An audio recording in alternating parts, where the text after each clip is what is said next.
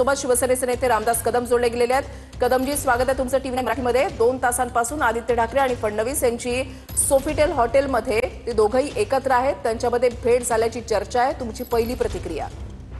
नाही, मी त्यांना शुभेच्छा देईन। विशेषतः उद्धव ठाकरे, आदित्य ठाकरेंना शुभेच्छा देईन।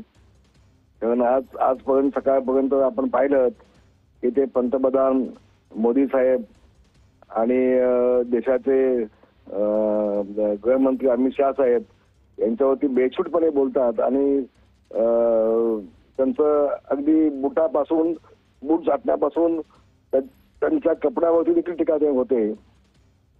आणि असं असताना राज्याचे मुख्यमंत्री आणि आदित्य ठाकरे हे एकत्र बसतायत आणि त्यांच्यामध्ये काही चर्चा होत असेल तर त्यांना दोघांना शुभेच्छा। देवेंद्र फडणवीस हुशार माणूस आहे, तो काय कोणाला असं भेटणार नाही, तो काय ती गोपनीय मी म्हणणार नाही। पण मुख्यमंत्री भेटण्यासाठी मंत्रालय असतं, मुख्यमंत्र्यांना भेटण्यासाठी त्यांचं निवासस्थान असतं। आता नेमकं ज्युपिटर हॉटेलच का दोघांनी निवडलं मला माहित नाही। कदाचित योगायोग म्हणून देखील भेटले असावेत आणि बसले असावेत जेवायला, असं होऊ शकतं। आपण नुसते अंदाज बांधून ठीक नाही असं मला वाटतंय। मात्र रामदास कदमजी, 2 दिवसांपूर्वी उद्धव ठाकरे आणि फडणवीसांची झालेली बैठक आणि त्याच्यानंतर आता आदित्य ठाकरे आणि फडणवीसांची होत असलेली ही भेट, तर काही वेगळी समीकरणं सुद्धा समोर येऊ शकतात असं तुम्हाला वाटतंय का? नाही, समीकरणाच्या बाबतीमध्ये मी बोलणं ठीक नाही आणि मी कोणाच्यावरती अविश्वास दाखवणं देखील देवेंद्र फडणवीस यांच्यावरती दाखवणं ठीक नाहीये। कारण आम्ही मोठ्या विश्वासानं त्यांच्या सोबत आम्ही आलेलो आहोत आणि मला विश्वास आहे आमचा केसांना गळा कापणार नाहीये असा विश्वास आमचा 100% आहे। तेव्हा कदाचित योगायोग असू शकेल तेव्हा राज्याच्या मुख्यमंत्र्यांना कोण येऊन भेटू शकतात।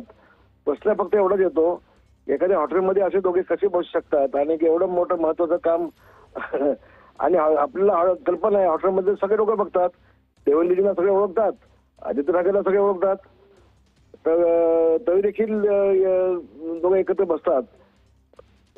ते आता विचार करायला लागेल नेमकं काय त्याच्या पाठीमागचं प्रश्नचिन्ह आहे, तो आहेच ना। रामदास कदमजी, गेल्या काही वर्षांपासून आपण पाहतोय की राज्यातल्या राजकारणामध्ये कधी कुठल्या काय गोष्टी घडतील, म्हणजे राजकारणामध्येच एकूण काय घडेल हे काही सांगता येणं फार अवघड झालेलं आहे। जर उद्धव ठाकरे भाजप सोबत आले तर तुमची भूमिका काय असेल? शिंदेच्या शिवसेनेची भूमिका काय असेल? तसं होणार नाही। मला मी तुम्हाला एक गोष्ट सांगतो, ही बाळासाहेबांचे विचार पायदळी तोडून शिवसेना भाजप निवडणूक एकत्र लढून जे उद्धव ठाकरे काँग्रेस सोबत गेले आणि मुख्यमंत्री झाले, ते पुन्हा राजकीय समीकरण जुळून भाजप सोबत येतील असं मला तर वाटत नाही। भाजप सोबत आले असते तर कदाचित तेव्हाच मुख्यमंत्री झाले असते ते 2.5 वर्ष।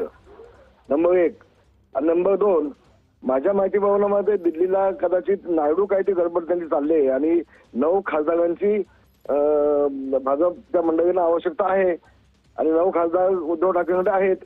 कदाचित त्या विषयावर देखील चर्चा होऊ शकत असेल असा माझा अंदाज आहे। ठीक आहे, धन्यवाद। ठीक धन्यवाद रामदास कदमचे आमच्याशी सविस्तर संवाद साधण्यासाठी। तर महत्वाची बातमी, फडणवीस आणि